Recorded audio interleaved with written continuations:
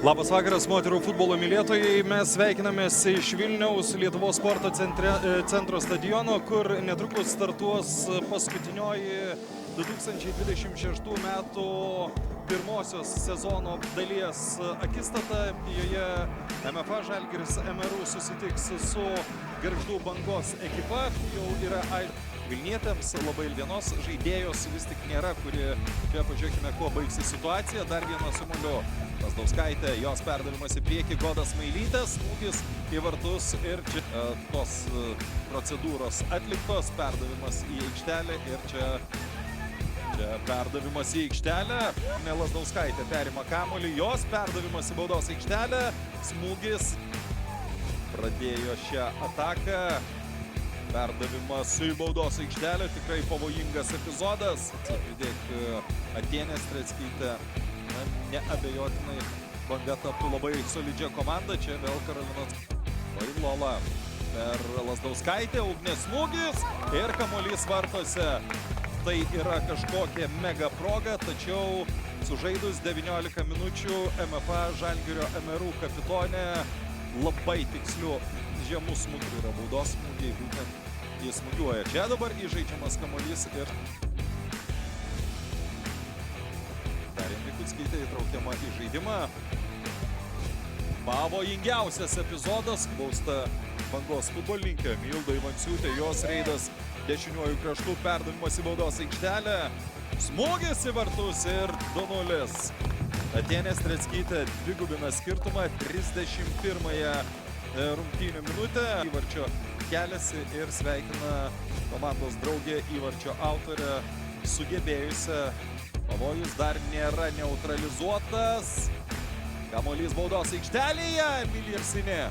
Dar vienas smūgis ir čia šį vėl dešiniuoju kraštu. Perdavimas į baudos aikštelę, Smailytė.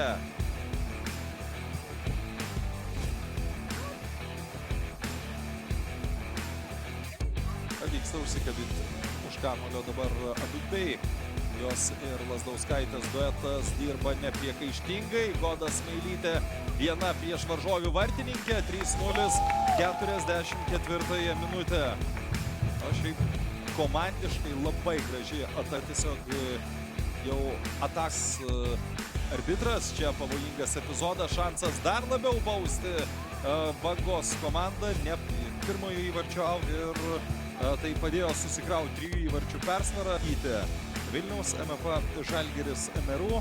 Vartuose dabar pažiūrėkime epizodą. Vartuose gelbėjantis. 11 pakeitimų nėra. Čia nuošalės irgi nėra. Ir Godas Mailytė pritrūksta turbės zoną. Problemų yra. Vėl Godas Mailytė. Šįksik palei vartų liniją. Pavojingas perdavimas ir puikiai proga. Ir ji tikrai šiame sezone yra realizavusi. Čia smūgis ir Karolina Curukova pavyko iškovuoti tašką prieš Transinvest komandą ir pradėjo 17-ųjų. Čia pavojingas smūgis ir neužbaigiau vieną.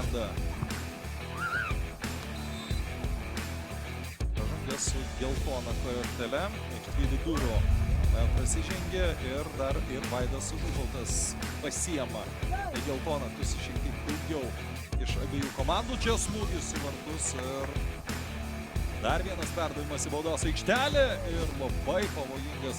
Taip, kairiuoju kraštu ataka. Čia smūgis likimas prie kamuolio, o tuo metu rungtynių arbitras skelbia šios dvikovos pabaigą. Moterų futbolo A lygos paskutinėse pirmosios 2026 metų sezono pusės rungtynėse MFA 3-0 nugalė Gargždų Bangą.